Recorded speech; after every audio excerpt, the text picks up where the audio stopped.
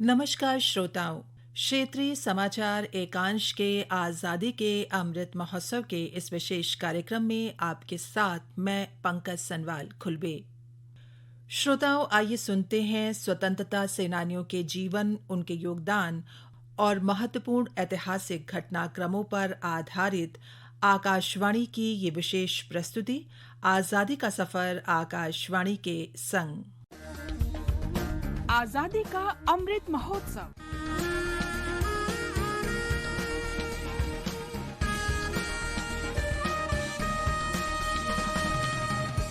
आजादी का सफर आकाशवाणी के संग। भारत का शानदार स्वाधीनता संघर्ष आधुनिक विश्व के महानतम संघर्षों में से एक है। आकाशवाणी से हम आपके लिए प्रतिदिन ला रहे हैं इस शानदार संघर्ष की एक झलक।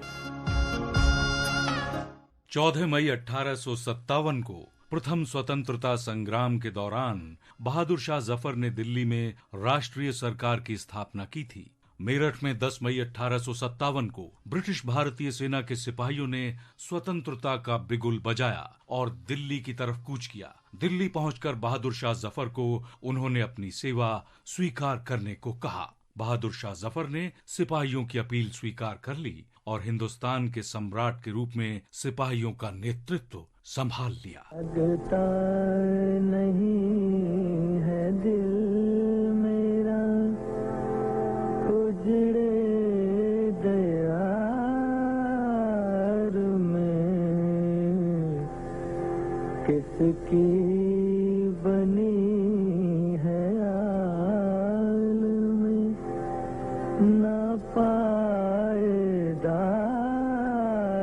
में। अपने बेटों और शाही परिवार के अन्य सदस्यों के साथ बहादुर शाह जफर चांदनी चौक गए और देशभक्त सिपाहियों को संबोधित किया। चूंकि सिपाहियों के समर्थकों संप्रभु शासक के रूप में उनका सम्मान करते थे, इसलिए बहादुर शाह जफर के नाम पर ब्रिटिश कंपनी शासन के विरुद्ध भड़की वो आग देश के अनेक भागों में तेजी से फैलने लगी। बहादुर शाह जफर ने 14 मई 1857 को दिल्ली में राष्ट्रीय सरकार की स्थापना की। उन्होंने सभी हिंदू और मुस्लिम अधिकारियों, राव और राजाओं से दरबार में आने की अपील की। उन्होंने सभी से सहयोग की इच्छा भी व्यक्त की और इस प्रकार जागीरदारों और अमीरों के पास परिपत्र भेजकर उन्हें अंग्रेजों के विरुद्ध युद्ध में शामिल होने को कहा। अगले 4 महीनों तक दिल्ली प्रथम स्वतंत्रता संग्राम का केंद्र बनी रही, जिसने ब्रिटिश साम्राज्य को हिलाकर रख दिया।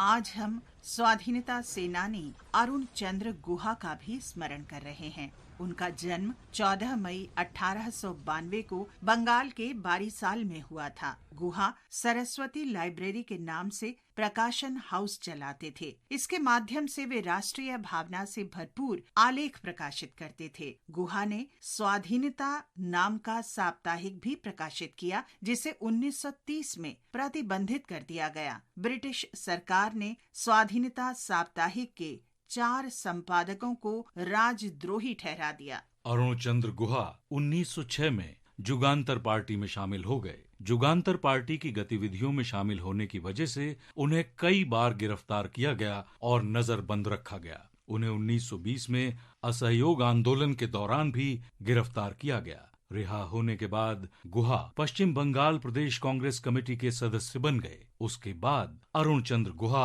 1923 में ऑल इंडिया कांग्रेस कमेटी में शामिल हो गए और 26 साल तक उसके सदस्य रहे। ओ আমার দেশের মাটি তোমার পরে ঠেকাই মাথা। अरुण चंद्र गुहा पश्चिम बंगाल से भारत की संविधान सभा के लिए भी निर्वाचित हुए। उन्होंने संविधान सभा की चर्चाओं में सक्रिय रूप से भाग लिया। उन्होंने पहली, दूसरी और तीसरी लोकसभा में सांसद के रूप में भी सेवा की। गुहा प्रसिद्ध लेखक भी थे। उनकी प्रमुख पुस्तकों में अरबिंदो एंड जुगांतर, सृष्टि और सभ्यता और देश परिचय शामिल है। महान राष्ट्रवादी अरुण चंद्र गुहा को हमारी भावभीनी श्रद्धांजलि।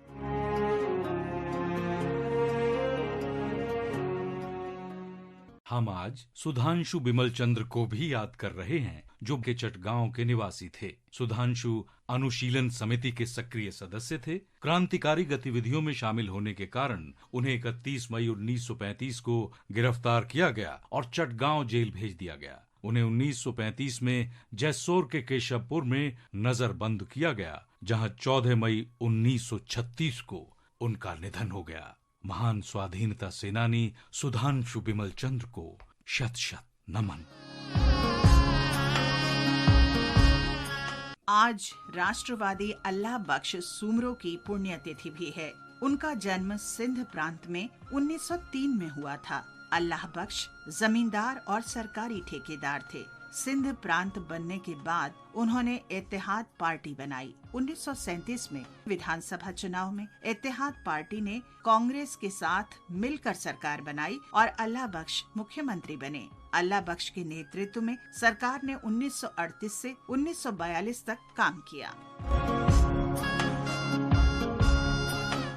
सच्चे राष्ट्रवादी होने के नाते अल्लाह बख्श ने मुस्लिम लीग की अलगाववादी राजनीति में शामिल होने से इनकार कर दिया। 1940 में जब दिल्ली में अखिल भारतीय आजाद कॉन्फ्रेंस बुलाई गई तो अल्लाह बख्श को सत्र की अध्यक्षता सौंपी गई। जब भारत छोड़ो आंदोलन शुरू हुआ तो उन्होंने सत्याग्रहियों की मदद के लिए कराची में एक बड़ा बंगला किराए पर लिया। वो सत्याग्रहियों की मदद के लिए कराची जेल भी गए। सितंबर 1942 में जब भारत छोड़ो आंदोलन अपने चरम पर था तो उन्होंने डिफेंस काउंसिल से त्याग पत्र दे दिया और विरोध में अंग्रेजों की दी गई पदवी भी लौटा दी। दुर्भाग्य से मुस्लिम लीग के कट्टरपंथियों ने 14 मई 1943 को बहादुर राष्ट्रवादी अल्लाह बख्श सूमरो की उस समय हत्या कर दी जब वे तांगे में बैठकर अपने शहर से शिकारपुर जा रहे थे। मातृभूमि के इस महान सपूत अल्लाह बख्श सूमरो को हमारा शत शत नमन। आज बस इतना ही। आजादी का सफर आकाशवाणी के संग कल फिर मिलेंगे एक नई कड़ी के साथ।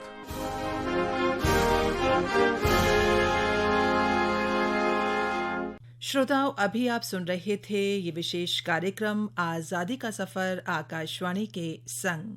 श्रोताओं, जैसा कि हम सब जानते हैं, राज्य में चारों धामों के कपाट खुलने के साथ ही चार धाम यात्रा की विधिवत शुरुआत हो चुकी है और इसी के साथ ही चारों धामों में श्रद्धालुओं के आने का सिलसिला जारी है।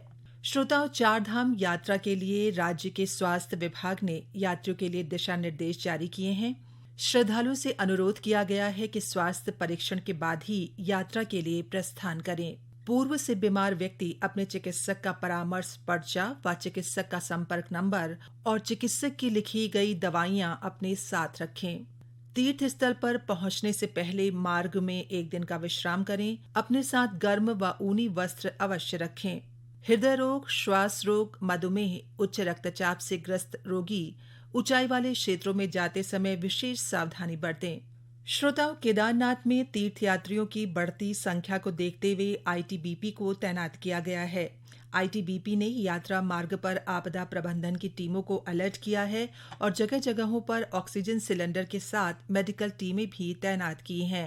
इसके अलावा प्रशासन की मदद से मेडिकल इमरजेंसी और जरूरत पड़ने पर लोगों की मदद की जा रही है। वहीं चमोली के जिलाधिकारी हिमांशु खुर्राना ने कहा है कि बद्रीनाथ धाम में आने वाले यात्रियों के स्वास्थ्य का ध्यान रखते हुए नियमित मेडिकल चेकअप निर्धारित केंद्रों में किया जा रहा है। श्रोताओं, टिहरी पुलिस ने व्यासी और भद्रकाली में तीर्थयात्रियों की सुविधा के लिए ऑफलाइन रजिस्ट्रेशन चौकी प्रारंभ की है, जिसमें प्रतिदिन अधिकतम 2000 यात्रियों का ऑफलाइन रजिस्ट्रेशन किया जा रहा है। हमारी यही कामना है कि आप सभी यात्रियों की यात्रा मंगलमय हो। इसी के साथ श्रोताओं, हमारा आज का ये विशेष कार्यक्रम यहीं पर समाप्त होता है। नमस्कार।